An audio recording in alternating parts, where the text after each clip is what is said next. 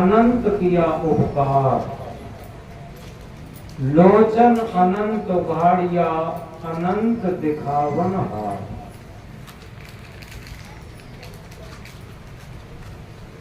माता पिता की उपकार को हम माप सकते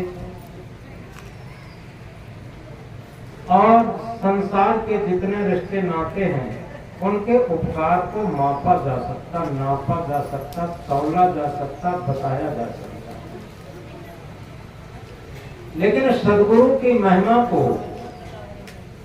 मापा नहीं जा सकता, तौला नहीं जा सकता। और इसीलिए कहा अनंत उपकार अनंत किया। कौन सा अनंत उपकार किया? लोचन अनंत उघाड़िया, अनंत दिखावन हार। हमारे अंदर अनंत नेत्र का प्रस्फुटन कर दिया। इन आंखों से हम जो आदि अंत सहित है उसी को देखते हैं। जिसका भी आदि है, अंत है, आदि है, अंत है, उसी को देख पाते हैं। लेकिन हमारे अंदर एक ऐसा अनंत नेत्र भी है जिससे आदि अंत रहित जो सत्य सत्ता है उसका दर्शन कर सकते, उसका साक्षात्कार कर सकते। आदि अंत सहित तो चीजें हम रोज देखते हैं, लेकिन एक ऐसी भी चीज है जिसके लिए 4 वेद, 6 शास्त्र, 18 पुराण, 9 व्याकरण, 10 उपनिषद, गीता, रामायण, भागवत, वेद से लेकर यज्ञ हवन से लेकर पूजा पाठ से लेकर तीर्थ व्रत से लेकर देवी देवताओं से लेकर जितने भी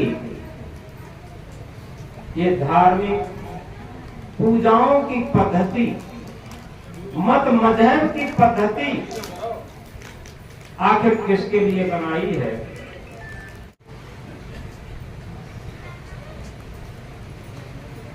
अनंत जिसका कोई आदि न हो, अंत न हो। आखिर हम आध्यात्म क्षेत्र क्यों चुनते हैं?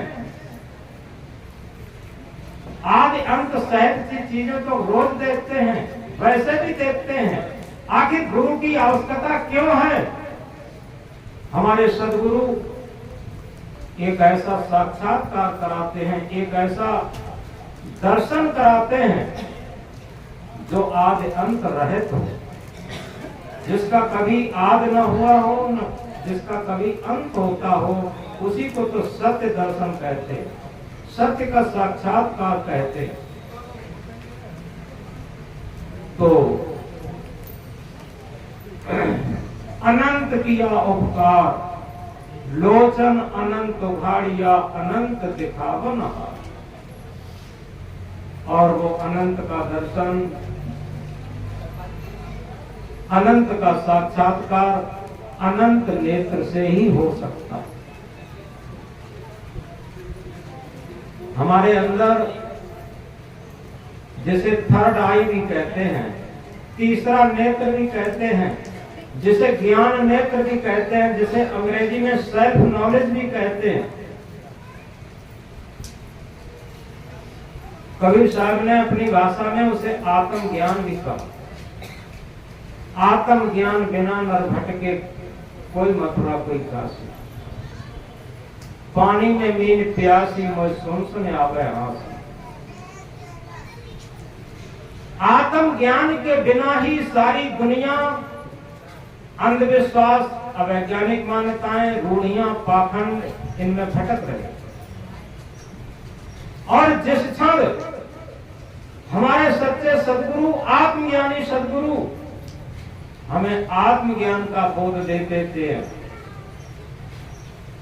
और उससे आत्म साक्षात्कार हो जाता, फिर हमें किसी भी भ्रम, अज्ञान, अवैज्ञानिक मान्यताएं और अंधविश्वास में भटकने की जरूरत नहीं रही। ये तभी तक होती हैं जब तक हमें सच्चा सदगुरु, सच्चा पथ प्रदर्शक नहीं मिला।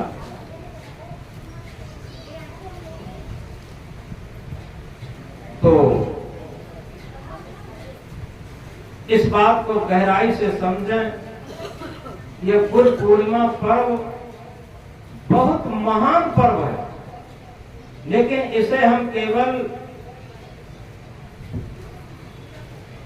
एक ऐसे त्योहार के रूप में मनाना जानते हैं कि भोजन भंडारा खाके कुछ सब चर्चा करके बात खत्म हो जाती है। लेकिन अगर जागृति की बात कहें तो हम एक छोटे से उदाहरण से समझ सकते हैं, बहुत सबकी समझ में आएगा। एक ऐसा उदाहरण जो सबकी समझ में आएगा, उस उदाहरण से समझेंगे कि हमारे अंदर जागृति कैसे होती है। एक परिवार था और उसमें एक बेटी शादी होकर के अपने ससुराल गई।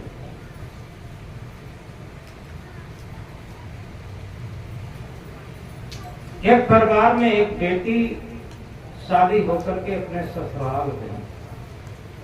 अक्सर होता है ससुराल जाने के बाद जब बेटी वापस आती है तो उसकी माँ पूछती है कि बेटी कहो ससुराल के हाल क्या है। तो वैसे ही उस माँ ने पूछा तो बेटी ने कहा कि पतिदेव तो ठीक हैं और सास ससुर भी सीधे हैं, लेकिन सास की क्या बताएं। सास तो न उल्टी बात सुनती हैं न सीधी बात मानती हैं और उन्हें तो हर बात में ताने देना आता। और माँ मुझे तो ये लगता है कि अगर दोबारा वहां जाने की नौबत आएगी तो मेरा तो हृदय कांपता है कि माँ कैसे जाऊंगी। हर बात में ताने देती, हर बात में ताने देती। आखिर जीवन भर ऐसे ताने कहां तक सुने जाएंगे। तो मां ने क्या कहा, थोड़ा गौर से समझेंगे। मां ने कहा बस बेटी इतनी सी बात। दूसरी मां होती तो क्या कहती, बेटी अगर तेरी सास डाल ताल पर चले तो तू पात पात पर चलना, तू चिंता मत करना, मैं तेरे साथ हूं, ये कहती। लेकिन वो सच्ची मां थी। वो क्या कहती है, बस बेटी इतनी सी बात, इतनी बात की क्या चिंता तू करती है। ये तो बात हम थोड़ी से ही मंत्र से तेरी सास को बिल्कुल कंट्रोल में कर देंगे, ये कहा।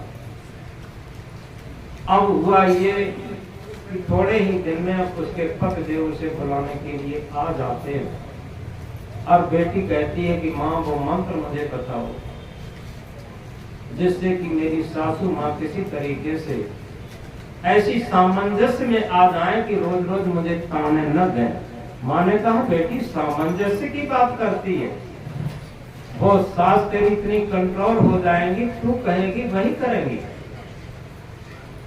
तो बेटी भी आश्चर्यचकित थी। तो चलने की जब बात आई तो बेटी ने कहा वो मंत्र मुझे जल्दी दे दीजिए। माँ क्या करती है, एक छोटा सा ताबीज निकालती। ताबीज में कोई जादू मंत्र झाड़ फूंक नहीं था, एक वैज्ञानिक विधि, एक मनोवैज्ञानिक विधि थी, केवल उसके मन को बदलने के लिए। और वही मनोवैज्ञानिक बात सदगुरु, आध्यात्मिक मनोवैज्ञानिक सदगुरु बरतते हैं, वैसे ही वो भी सूत्र देते हैं। तो माँ ने एक सूत्र दिया, एक छोटा सा ताबीज, बहुत छोटा ताबीज निकाला और उसके गले में एक धागे में बांध के डाल दिया और ये कहा कि बेटी तू चिंता मत कर, जब भी तेरी सासू माँ कोई भी बात कहना शुरू करे तो इस ताबीज को तू अपने मुंह में डाल लेना बस। और ये ध्यान रखना ये ध्यान रखना, ध्यान रखना। 3 बार तो उससे मैं कहती हूँ, इस बात का ये ध्यान रखना कि वो ताबीज तब तक मुंह में मत निकालना कि जब तक वो कुछ कहती नहीं। और अगर तूने बीच में ताबीज निकाल दिया तो अंधी हो जाएगी। इस बात को ध्यान रखना। तो बेटी ससुराल जाती है, उसे पूर्ण विश्वास है कि मेरी सासू माँ जिस तरीके से मेरी माँ ने बताया था उसी तरीके से कंट्रोल में हो जाएंगी। क्या हुआ, पहले दिन तो सासू माँ ने कुछ नहीं कहा।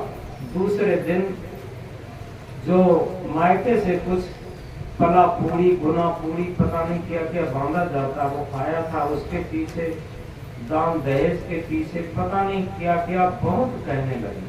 और जैसे ही कहना शुरू किया और वैसे ही बेटी ने ताबीज मुंह में डाल दिया। और बीच बीच में कई बार मन में आया कि ताबीज को निकाल दूं और इन सासू माँ को कुछ जवाब दे दूं, लेकिन भय ये था कि ताबीज अगर मुंह से निकाला तो अंधी हो जाऊं, इसलिए ताबीज भी नहीं निकाला। अब उसने कुछ नहीं बोला। सासू माँ थोड़ी देर बड़बड़ाती रही और जब वो लड़की बहू कुछ नहीं कही तो वो बंद हो गई। ऐसे ही दूसरे दिन थोड़ी बड़बड़ाई, तीसरे दिन बड़बड़ाई, कम बड़बड़ाने लगी। वो सोचती ये है मन में उनकी मैं ऐसा मन में प्रभाव पड़ा मनोवैज्ञानिक, जब बहू बोलती नहीं है तो सासू माँ के मन में अंतर आने लगा। वो सोचती हैं कि बहू इतनी देवी आई है कि हम कुछ भी कहती रहती लेकिन वो कुछ नहीं जवाब देती। कितनी अच्छी बहू है और मैं उसे गाली देती हूँ, उसकी बुराई करती हूँ, उसकी मैके वाले की बुराई करती हूँ। अब 6 दिन बाद सासू माँ बिल्कुल शांत हो गई और 7वें दिन, और उसने अपना व्यवहार भी नहीं बदला। जब भोजन देकर के सासू माँ को और जब सोने जाती तब उसके सासू माँ के पैर दबाती, अपना काम पूरा करती और कुछ नहीं बोलती।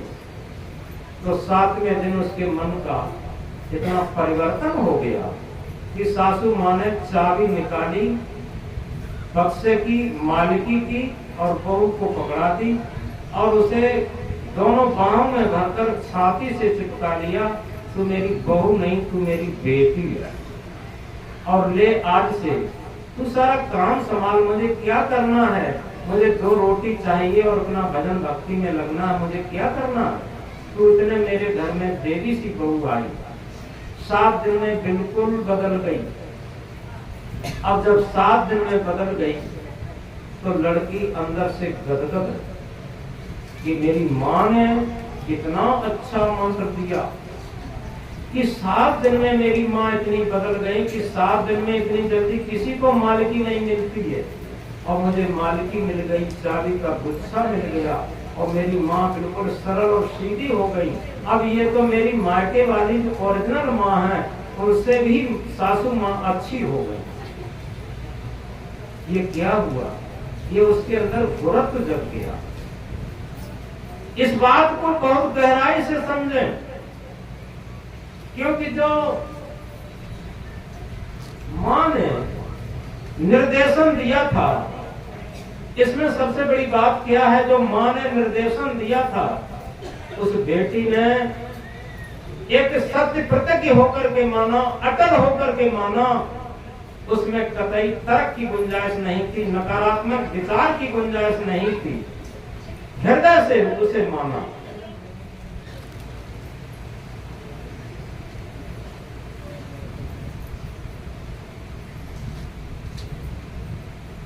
तो हम कहना चाहते हैं, हम जहां भी रहें, अगर सही तरीके से गुरु का महत्व जानते हैं।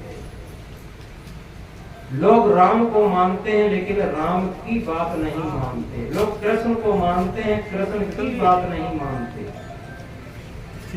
लोग सदग्रंथों को खूब मानते हैं, सदग्रंथों की,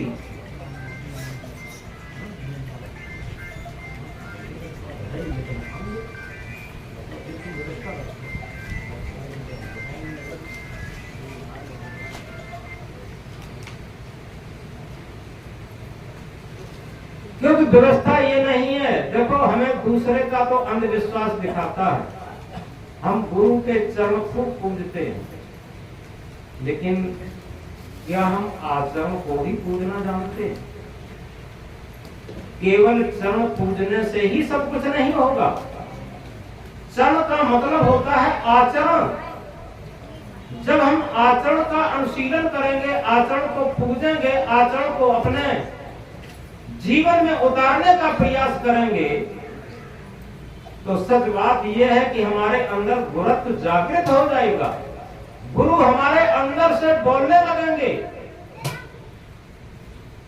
और इसीलिए कहा है,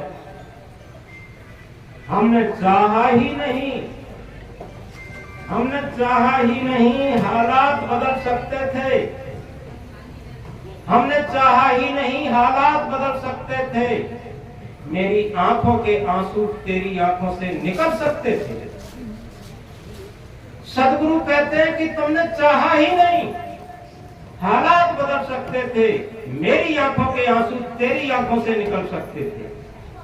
यथार्थ में जो सदगुरु के अंदर करुणा है, क्या सब करुणा है? सदगुरु कबीर देव इंकलाब करके कहते हैं, सुखिया सब संसार है खावे और सोवे। सुखिया सब संसार है खावे और सोवे, दुखिया संत कबीर हैं जागे और रोवे।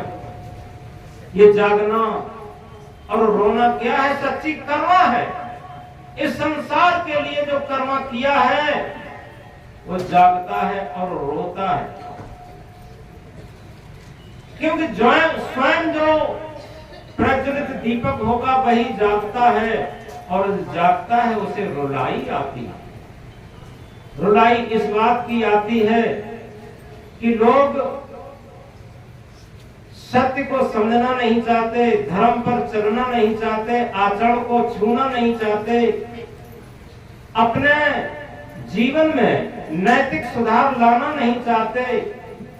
केवल धर्म के नाम पर, भक्ति के नाम पर अंधविश्वास, पाखंड और रूढ़ियों का पालन करते हुए अपने पापों को काटना चाहते हैं।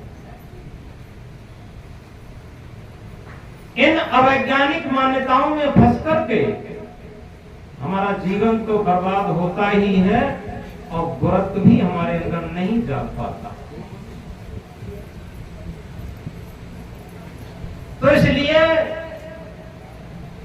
जब हम सच्चे सदगुरु के लाल होंगे, लाली मेरे लाल की जित देखूं तित लाल, लाली देखन मैं गई मैं भी हो गई। यथार्थ में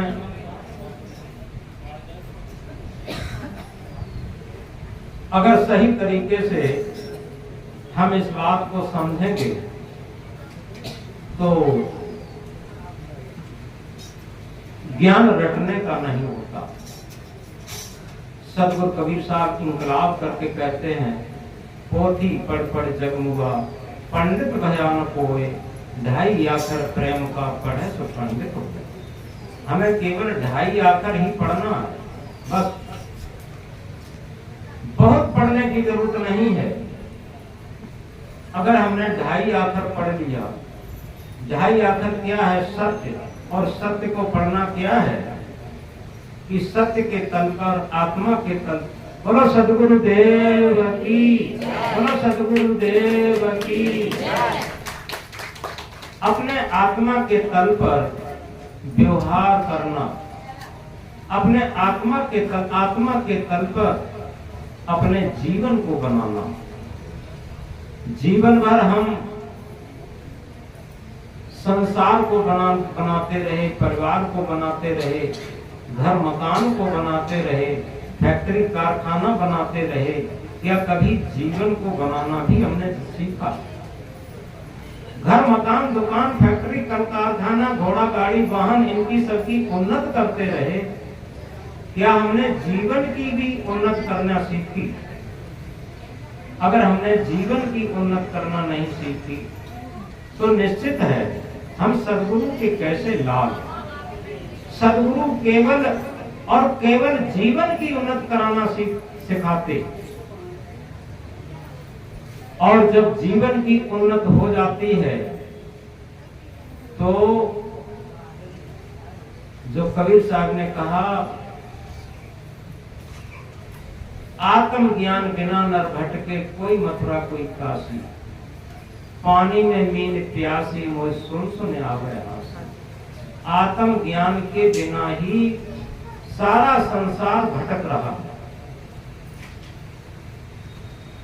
आगे उसमें लाइन में कहा है, संक्षेप में लेना है, जाको ध्यान धरें विधि हरिहर, मुनिजन सहस 88, सो तेरे घटमाए विराजे परम पुरुष अविनाशी। जिसका ध्यान, विद कहते हैं ब्रह्मा, हर कहते हैं विष्णु, हर कहते हैं शंकर, जिसका ध्यान ब्रह्मा विष्णु महेश रखते हैं वो तेरे घट में ही विराजमान है। सो तेरे घट में विराजे परम पुरुष अविनाशी, वो परम पुरुष अविनाशी तेरे घट में ही विराजमान है।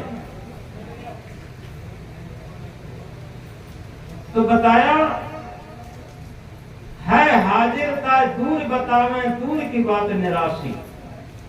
जो बिल्कुल हाजिर हजूर है, जिसे खोजने की जरूरत नहीं है, जिसे ढूंढने की जरूरत नहीं है, वो हमारे अंदर 24 घंटे जन्म से लेकर मृत्यु काल तक और मृत्यु के बाद भी हमेशा उपस्थित है। उसे हम ढूंढ रहे हैं, खोज रहे हैं। है हाजिर का दूर बतावे, दूर की बात निराशी। आगे क्या बताते हैं, कहें कबीर सुनो भई साधो, गुरु बिन भरम न जासी। सदगुरु कबीर साहब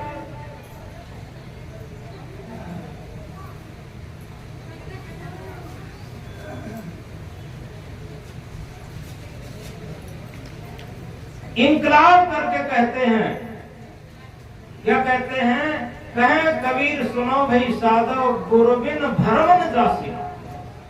जो हम गुरु पूर्णिमा मना रहे हैं,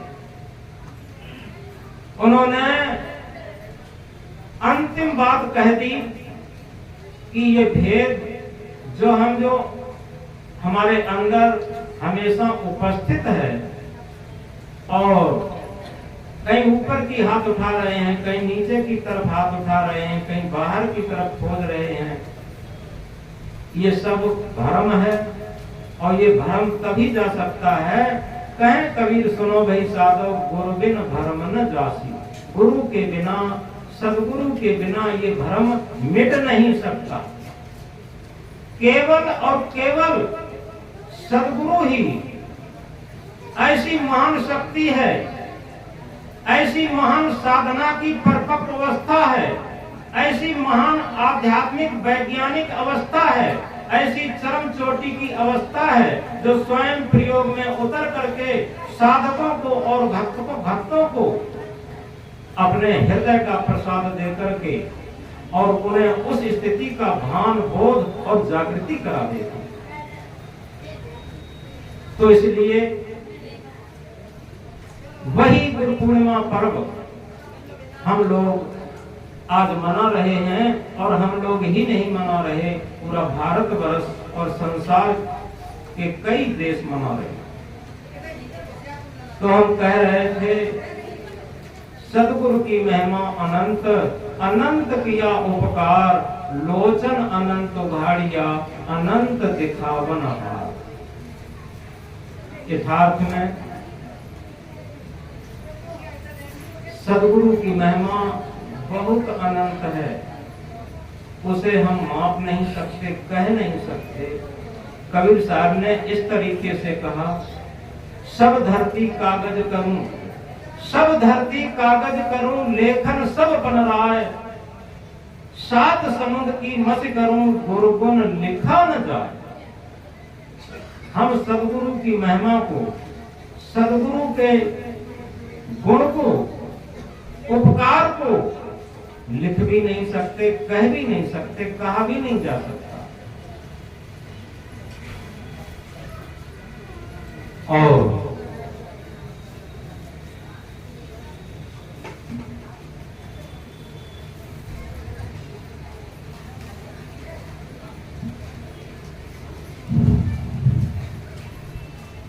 संक्षेप में एक सूत्र गुरु पूर्णिमा के संबंध में कभी कभी समझ में भी आता है और हम कभी कभी कहते भी हैं।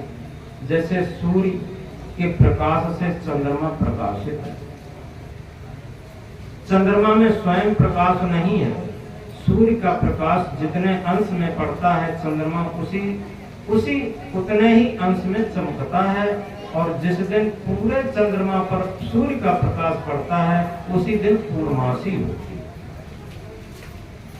इसी तरीके से आत्मा के ज्ञान का सूर्य, आत्म ज्ञान रूपी सूर्य का प्रकाश मन रूपी चंद्रमा पर जब पड़ता है तो मन प्रकाशित होता, मन में अज्ञान का अंधकार नष्ट होता। और जब आत्मा का आत्मज्ञान रूपी प्रकाश इस मन पर जब तक नहीं पड़ता है, तब तक अमावस्या रहती, अज्ञान की घनी अंधेरी रहती, अज्ञान का आवरण, अज्ञान की अंधेरी छाई रहती। और जब आत्मा के ज्ञान का प्रकाश हमारे मन पर पड़ने लगता, आत्मा रूपी गुरु का जो आत्मज्ञान रूपी प्रकाश है वो मन रूपी शिष्य पर जब पड़ने लगता, तब मन रूपी शिष्य प्रकाशित होने लगता। और जिस दिन हमारा मन आत्मा के ज्ञान से पूर्ण आलोकित हो जाता, पूर्ण प्रकाशित हो जाता, उसी दिन गुरु पूर्णिमा हो जाती। साल में गुरु पूर्णिमा आती, फिर भी गुरु पूर्णिमा नहीं हो पाती। और एक बार गुरु पूर्णिमा आ जाए तो हमेशा हमेशा के लिए गुरु पूर्णिमा बनी रहे। इसलिए बहुत अधिक न कहकर